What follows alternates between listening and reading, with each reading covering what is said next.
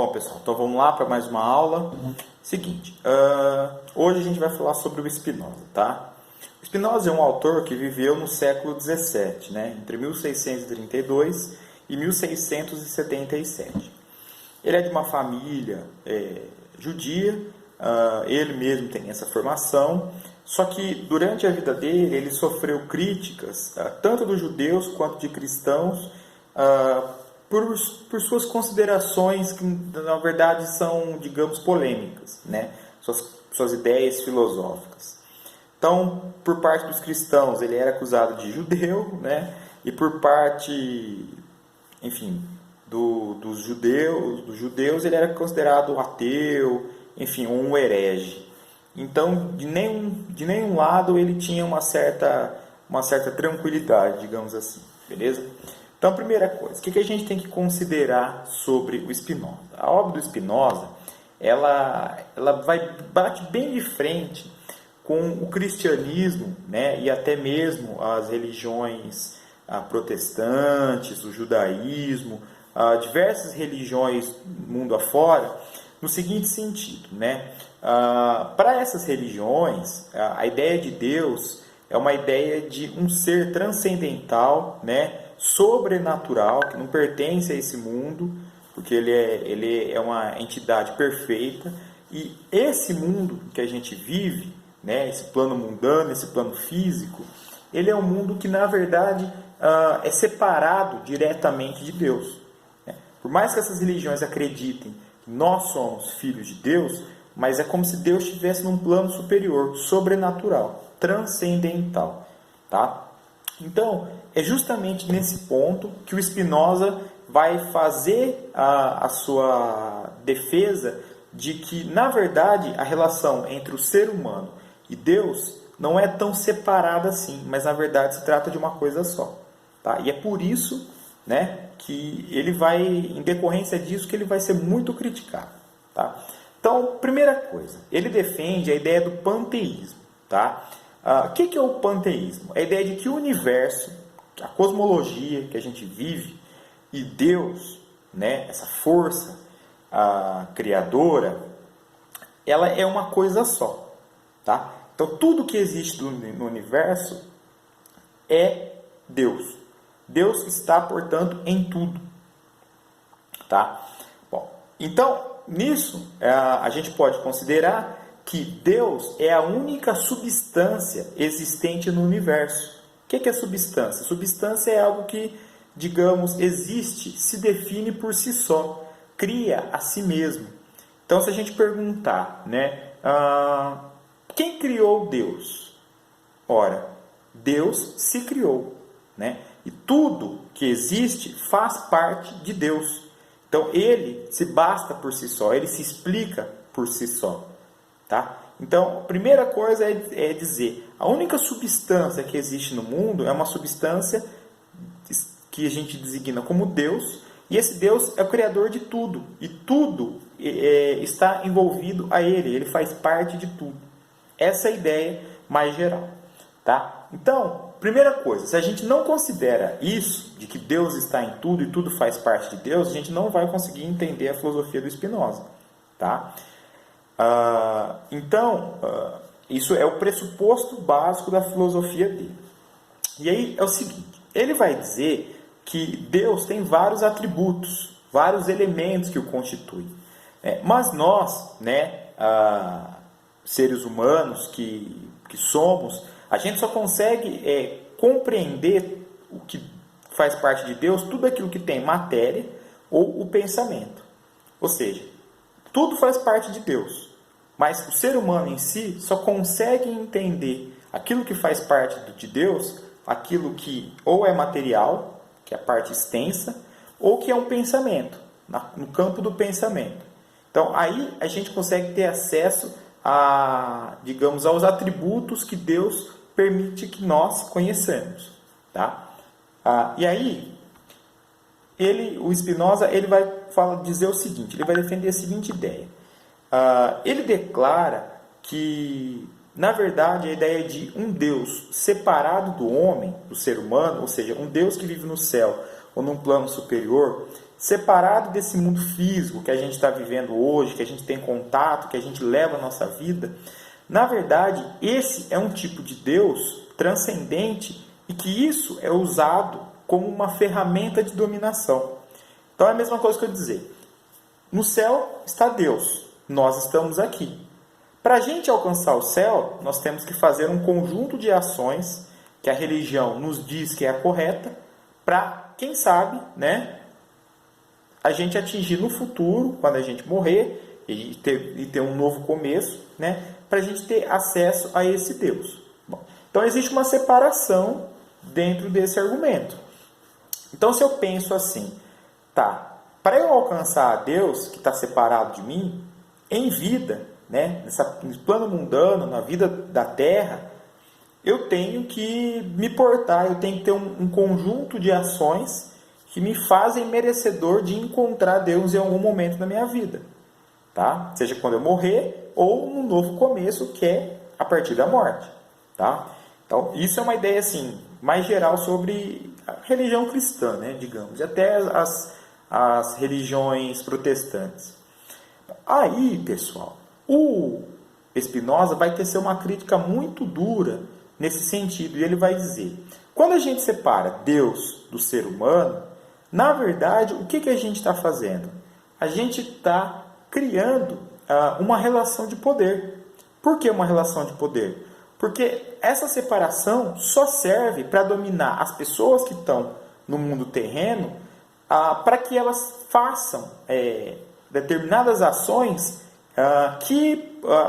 aqueles que dizem em nome de Deus, os teólogos, os religiosos, aqueles que assumem uma identidade para falar em nome de Deus, conseguem ter sobre os fiéis.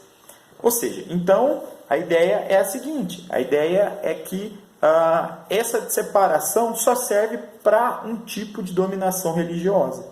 Tá? Bom, então diante disso a gente consegue entender também por que o Spinoza ele era criticado pelos cristãos, pelos judeus, e até chamado de ateu. Né? Ateu ele não era, porque um ateu nega a existência de Deus. Ele ressignifica a existência de Deus, na verdade. Bom, e aí,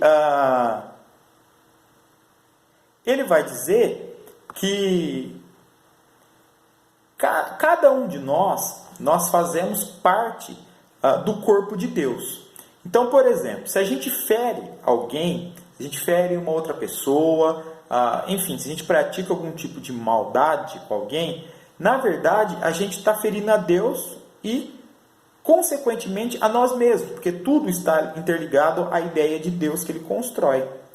Então, quer dizer o seguinte, cada um de nós é responsável pela felicidade de todos. Então, a ideia é pensarmos em conjunto, em coletivo, por quê? Porque tudo está relacionado. Se tudo está relacionado, quer dizer o quê? Quer dizer, portanto, que Deus está nas pessoas que convivem com a gente. Deus está em tudo. Né? Deus é o próprio universo.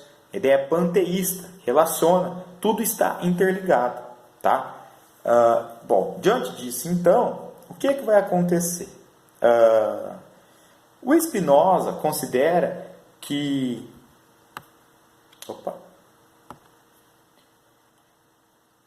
a relação entre mente e corpo, ou seja, o que eu penso, o que eu pratico, o que eu faço parte, na verdade está tudo interligado. Por quê? Porque se está tudo interligado, se o que eu penso, se a extensão do meu corpo, tudo é uma coisa só. Né? Então tudo pertence, na verdade, a uma mesma substância. Né? Tudo pertence a um mesmo ser, na verdade. Então, ele está dizendo que o que a gente pensa, tudo está interligado com uma ideia de Deus. Tá? E aí, o que vai acontecer? O Spinoza ele é considerado um dos filósofos do racionalismo, né, na parte da ética, né, no estudo sobre a ética, que atribui à razão o centro da vida. Então, uma vida ética, ela só pode ser desenvolvida plenamente se a pessoa fizer o uso da razão para isso. Senão, na verdade, ela não consegue digamos, ter uma vida ética. Então, ele vai defender que a vida ética é uma vida que a gente viva utilizando a razão a todo momento, né? E, a partir de... É claro que ele vai fazer uma série de cálculos matemáticos para provar que Deus existe, né? Mas, quando ele chega a essa conclusão de que Deus existe, né? Na verdade, ele está falando que pela razão, que pela capacidade de pensamento nossa, pela lógica, Deus está vivo, Ele existe e que tudo faz parte a Ele. Se tudo faz parte a Ele, o que acontece? Se a gente pensar, se a gente utilizar a capacidade de raciocínio, a gente vai conseguir viver e entender isso, essa lógica da vida que é a ideia de que tudo está meio que interligado. Essa ideia panteísta de interligação com tudo. Tá? Bom, então, diante disso, ele propõe uma vida ética em que coloque a razão num lugar privilegiado, como um lugar principal para a pessoa poder viver no mundo que a gente pertence. Tá certo? Bom, então, ele é contra essa ideia de pensar que Deus está no plano superior. Deus está entre nós. Essa é a ideia principal dele. Aí, pessoal, o Spinoza ele vai fazer uma avaliação sobre o ser humano e nessa avaliação ele vai considerar assim: os seres humanos, no geral, são pessoas, por natureza, passionais, né, que aceitam as forças das paixões, forças externas, controlando, coordenando a sua vida. O que eu entendo por paixões aqui? Paixões eu posso entender como preferência, como gostos, como vontades, como aquilo que me faz, por exemplo, gostar de algo e que me move. Tá? Então, essas paixões, de alguma forma, é o que está na natureza do ser humano. Tá? Só que, o que acontece? Essas paixões, ele considera a seguinte: existem as paixões más e as paixões boas. Então, por exemplo, o ódio, necessidade de vingança, a crueldade é uma paixão má, ruim. Enquanto as paixões boas, a gente pode colocar alegria, felicidade, podemos colocar, enfim, toda sorte de coisas boas dentro dessas paixões positivas que ele elenca. E a partir daí, ele vai dizer o seguinte: as paixões boas são aquelas que, na verdade, aumentam a nossa vontade de viver, de fazer as coisas, de ter uma atividade, enfim, fazer com que a nossa vida esteja sempre em movimento. Enquanto as paixões ruins, na verdade, ela acaba diminuindo, fazendo com que nós, no fundo, acabamos não tendo vontade de, enfim, de viver, de praticar, enfim, de aumentar as nossas atitudes como uma forma geral. O que isso quer dizer? Quer dizer que quanto mais minhas paixões são ruins, menos vontade eu tenho de praticar qualquer coisa. Tá? Bom, e aí ele vai colocar o seguinte: uma vida com vício, ou seja, sem virtudes, uma vida com vício é aquela vida em que a pessoa permite que as paixões tomem conta das suas atitudes. Então, é uma vida em que as pessoas se movem pela questão das emoções, das vontades. Enfim, uma vida que ela segue, né, e não tem muita escolha sobre si. Ele simplesmente deixa o seu gosto, as suas preferências levarem ele. Tá? E isso é um perigo, porque tudo tem consequências. Tá? Então, qual que vai ser a aposta do Spinoza? Por que a gente fala de um racionalismo ético? A gente fala por quê? Porque ele atribui à razão a capacidade de tirar a gente dessa passividade que o mundo das paixões, que nossas vontades, que acabam meio que cegando a gente, induzem a gente a fazer. Então ele está dizendo assim: uma pessoa que age pela razão, que leva a razão a sério, é uma pessoa que é menos passiva. E por que ela é menos passiva? Porque ela acaba seguindo menos as forças externas que querem dar vazão para suas paixões. Então ele defende que a razão regule uma vida que a pessoa tenha para poder viver em busca da realização das suas paixões, dos seus desejos, dos seus gostos, das suas preferências, etc. E essas paixões são boas e ruins. Tá? Bom, e aí, o que é importante a gente pensar? Então ele acredita bastante no poder da razão humana.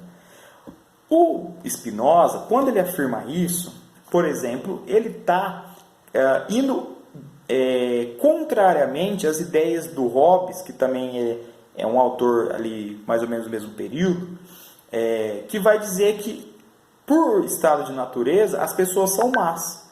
E sendo más, vai existir uma guerra terrível, de todos contra todos, né? E essa guerra, ela é problemática porque ela não mantém a paz. Então, nada se desenvolve. A propriedade, a segurança das pessoas, nada a gente pode esperar do estado de natureza, do ser humano. Já o Spinoza vai criticar, fala assim, não, por natureza o ser humano não é ruim, não é alguém irracional, que só luta, que entra em conflito e etc. Na verdade, o ser humano ele tem a capacidade de ter razão. E essa razão, ela é a necessidade, aliás, ela é a condição para que o ser humano, encontre a virtude. E encontrando essa virtude, ele pode construir uma sociedade e um mundo novo em que a gente pode considerar que a paz, a segurança, a justiça estejam asseguradas, garantidas. Por quê? Porque a razão é mais forte do que qualquer outra coisa. Então, por isso que ele defende um racionalismo ético. O que é esse racionalismo ético? A gente usar a razão, né, para guiar a nossa vida. Né? Ela é o único elemento capaz de tirar a gente de um mundo que é condenado, de um mundo que, enfim, que não tem perspectiva de dar certo. Tá?